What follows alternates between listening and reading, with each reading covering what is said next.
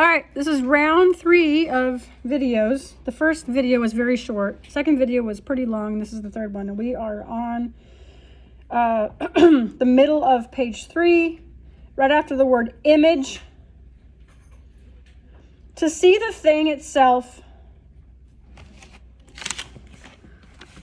right here. Okay. To see the thing itself could mark the fulfillment of the disarray, the day of wrath. To whisper, thou art the man.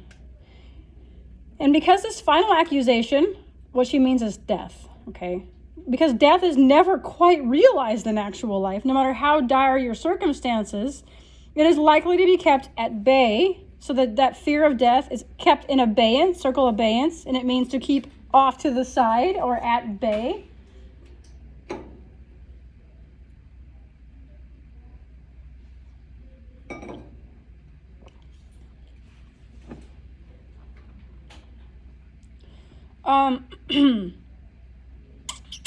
As an undischarged fear in the back of our minds, our consciousness.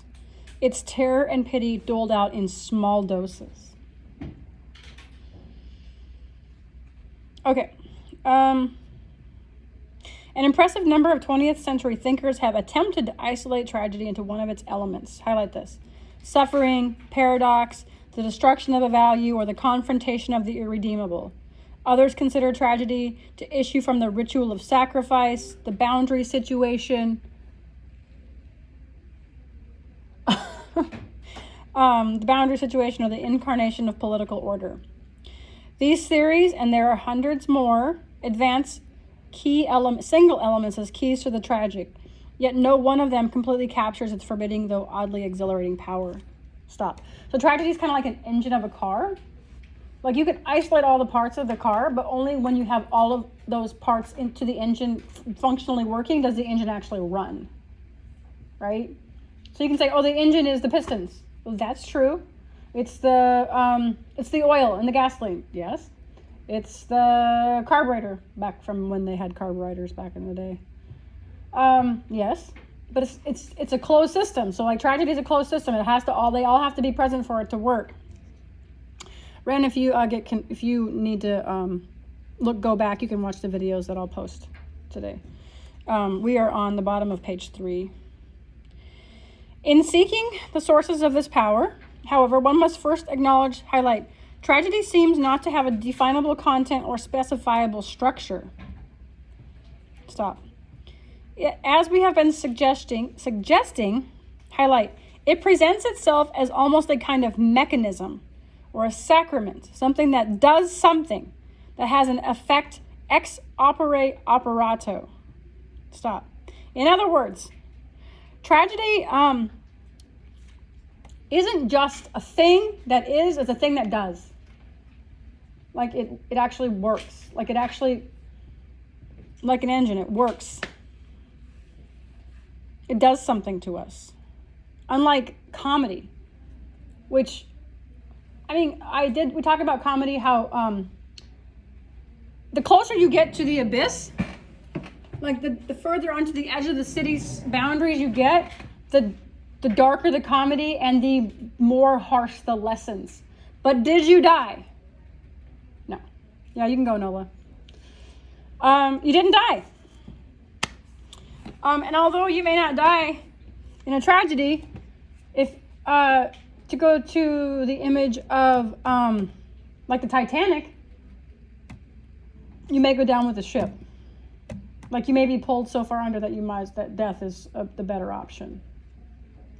Like if you go down with the Titanic and you survive, you're going to always have Titanic nightmares, right? Sometimes people wish for death versus the hell that they live in their minds when something that bad happens to them. And though what it does may be fearfully important for the polis is the city. As Aristotle made clear 2,500 years ago, it channels its power through the medium of one protagonist. Highlight that. It channels its power through the medium of one protagonist, the scapegoat, victim, tyrant, or hero, who must go alone to face the abyss. Stop. It is as though tragedy opens the door to Tartarus, activating the pattern of the soul's possibility, and exposing the threat buried at the bottom of consciousness. But it's a threat from another realm, and hence represents something beyond the human, something essentially metaphysical, rather than a distillation of actual experience. Stop. I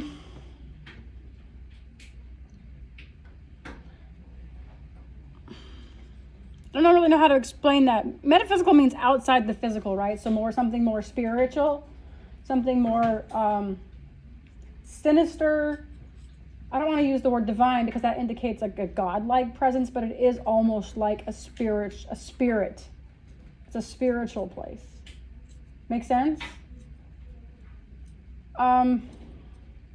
She calls it sacramental on the page before. She says a sacrament. Well, a sacrament is like when you take communion. That's a sacrament. And you take communion to feel more in touch with your spiritual, right? So tragedy then would be a sacrament of the abyss. It gets you in touch with that angler fish at the bottom of Finding Nemo.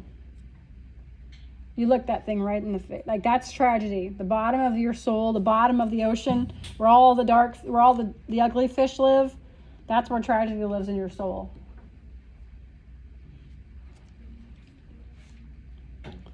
The reason Romeo and Juliet is like an obsession for people is because if you fall in love with someone so strongly that you are willing to kill yourself over that person, well, someone's done it. They did it. Romeo and Juliet, they did it for each other. If they can do it, so can you. And that scares the HE double hockey sticks out of us. Because you look at someone another human like us, who did the thing, the unthinkable thing, and you're like, if they can do it, so can I. If they can die texting and driving, so can I. If they can kill themselves for love, so can I. Will I? God only knows and hopes like not, right? But people be crazy.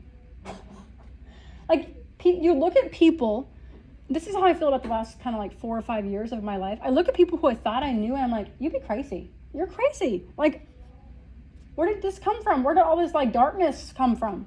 Right? This hatred, where did it all come from? Like, it was always there. It was just hiding. And then it just bubbled to the surface. So that I can now see the anglerfish from in your soul. Thank you. What I'm talking about?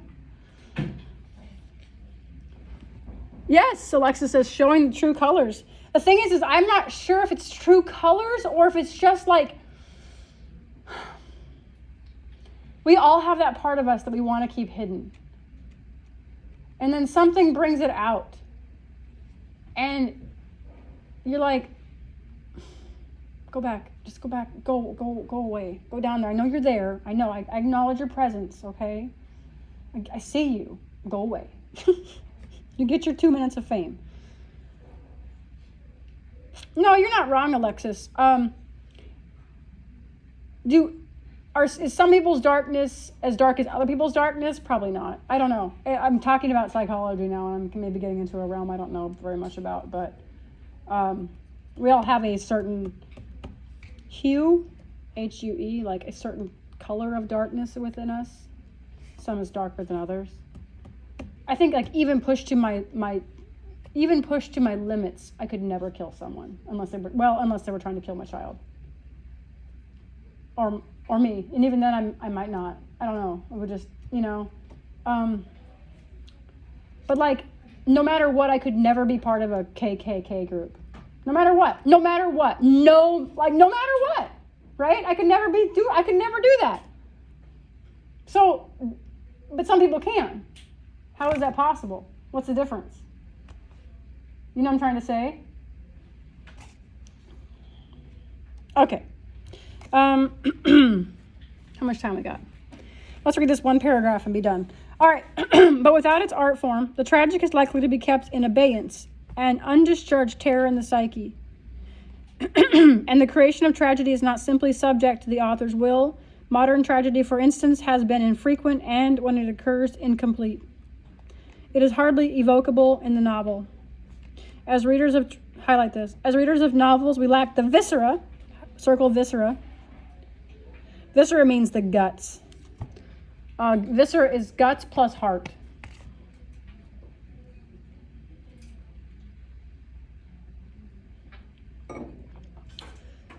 For tragedy, we are all minds and sensibilities. However terrible, Kurtz's famous cry, the horror, stops short of the genuinely tragic, even though it is the dying voice of a tormented soul that has exceeded human bounds and stepping over the edge. Excuse me, keep going. But as readers, we do not see with him what he sees, but we are told about the experience retrospectively. Heart of Darkness, the novel that we're talking about here with Kurtz, is a superb novella about the abyss, but it's not tragedy. It wisely makes no attempt to trace the grammar of Kurtz's vision. We are not present at the moment the trap springs. Stop. So when we see, that's the reason the George Floyd protest had such an impact, because you literally are present the moment a man dies. We all saw it. No mask.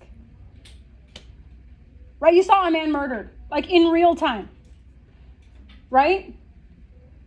That's why that moment was the tragic moment. You were present when the trap sprung. Which is why when someone tells you about a murder, you're like, okay. But when you see the thing happen and it happens for 9 minutes, you're like, whoa. It's like in the 60s when they would broadcast the hose, like during the civil rights protests, and there would be broadcasts of the hosing of African American protesters or of African Americans getting their heads spit on by these people at lunch counters. And that's the moment that you see in real time. And that's what elected Kennedy in the 60s, was because he was willing to do something about that. Right? White people could wear the mask before. When they saw that in the 60s, they couldn't wear the mask anymore. Or when you text and drive and you see someone dying from texting and driving, like literally see the trap spring in front of you, you're like, I'm not texting and driving anymore. But if you hear about someone texting and driving and dying, you're like, oh, that's too bad. It doesn't happen in front of you, and so it's not as powerful. And that's what she's saying here. Just as bad, but not as powerful to the viewer. All right, I'll stop. We're at the middle of page 4. We'll start with Such a Slight next time.